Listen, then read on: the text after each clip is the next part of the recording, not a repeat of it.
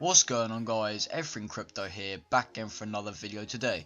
Today we're going to be talking about China banning Bitcoin mining and how that could actually be sort of a good thing for other Bitcoin miners around the world. So let's start with just some background on China. If you didn't know, China has been sort of very against Bitcoin. I'm pretty sure, don't quote me on this, but I'm pretty sure it's because China likes to sort of take taxes, and because it can't take taxes of Bitcoin, it sort of doesn't really want it in their country, so they sort of make it illegal until they can finally find a way to get taxes from it. Then they'll be sort of on their side.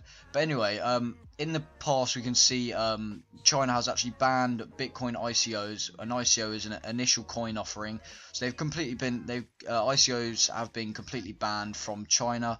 And then in the recent couple of days, as you can see here, China is reportedly moving to clamp down on Bitcoin miners. So yeah, China has actually, like it says here, is clamping down on Bitcoin miners. So it's slowly, gradually getting rid of all the Bitcoin miners in China, which seems like a very bad thing, negative thing, since, I mean, 2/3 of all Bitcoin mining actually happens in China, so that obviously that's a huge percent of the network. Bitcoin mining network is based in China, so for them to get rid of Bitcoin mining, it can be seen as a very, very negative thing. But really, I'm going to tell you in a minute why it might not actually be that bad for other people in the world, as well as most companies in China as well. We'll get onto that.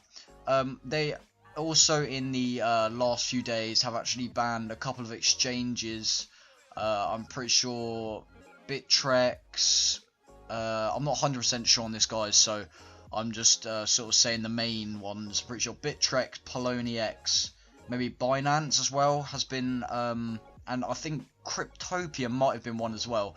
Well, pretty much, yeah, China's sort of banned Bitcoin exchanges in the last couple of days, so that's why you might see most exchanges, well, big exchanges, sort of currently closed, and they're not allowing people to sign up at the moment. Obviously, they'll reopen soon, but that's just sort of because China's banned them. They're probably trying to get some.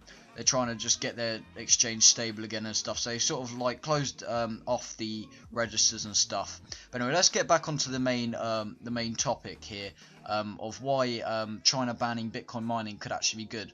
So if you didn't know, a lot of big companies are based in China, like Bitmain, and I think it's via Bitcoin, via BTC. Like, I think it's something called like that. They're based actually in China, and they're huge companies with huge percentage shares in the Bitcoin network. So with them actually being shut down by China, it could be seen as a very bad thing. But what they're actually doing is they've actually said, they've come out and said that they've actually, obviously they're a big company, so they can kind of move to other countries fairly easily. So they've said that they've got other mining farms in, obviously, Iceland, America.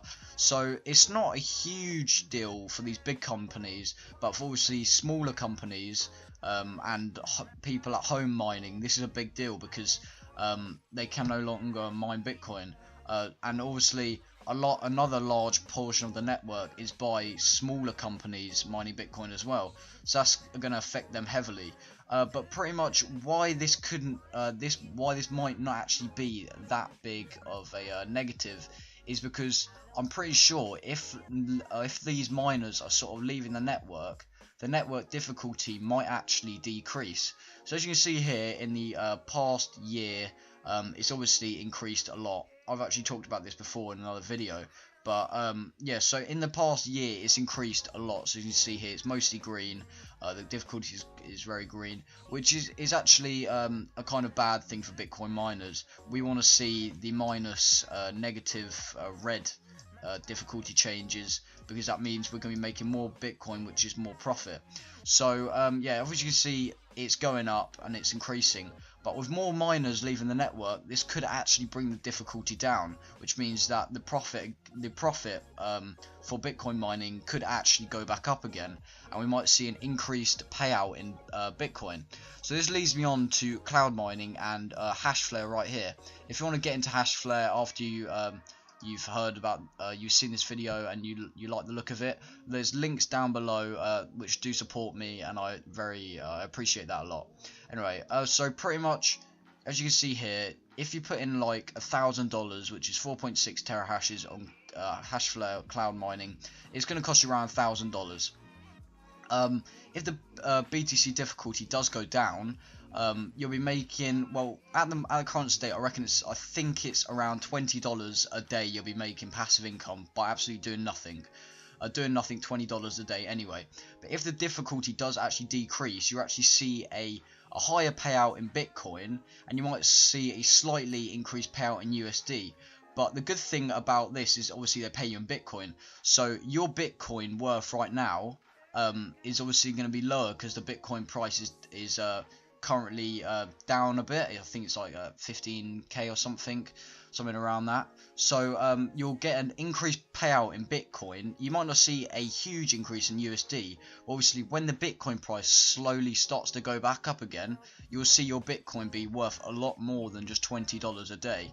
It'll be, I don't want to say, but it's probably going to be higher, a lot higher than $20. So that is why I feel like everyone's saying that people in China doing Bitcoin mining and getting banned is a really bad negative thing, which obviously is quite bad. But I think what people don't realize is when China realizes that they can take taxes and stuff, they're actually going to make Bitcoin mining legal again, because obviously the country sort of wants, or I guess pretty much any country wants to sort of take profits and taxes of pretty much everything. If they see people making a lot of profit, they obviously want to take some taxes so they can benefit the country better as well. So yeah, it's not all a bad thing, to be honest. Obviously it's bad for the small companies in China who can't relocate to different countries and have to actually stop Bitcoin mining. That's bad. But I mean, what can you do? Hopefully they'll legalize Bitcoin mining again in the future. And yeah guys, pretty much that is going to be the video. I hope you did enjoy. Thank you so much for watching. Let me know what you think about this in the comments. Do you think it's a good thing or bad thing? Is there anything I said wrong in this video that you could correct me on? Because I take criticism like as a good thing, because I can learn from it as well. So yeah, thank you so much for watching, and I'll catch you guys in the next video. Peace.